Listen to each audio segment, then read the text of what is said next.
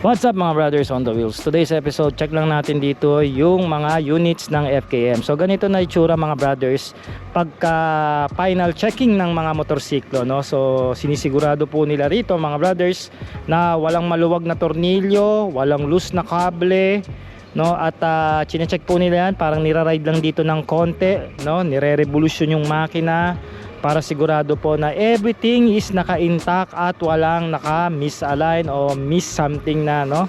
Para pagka-deliver po dun sa mga dealers nationwide, maayos pong darating yung mga units. Katulad nitong Victorino 250i mga brothers, no? Pag may na-check dito na may maluwag ng something, sinikipan na, ayan. Ngayon bali chine-check ni sir yung isa po sa mga main mechanic o quality control dito, no? Na walang problema kasi sila po yung puputukan yan. So ganito po dito katindi o kaigpit pagdating sa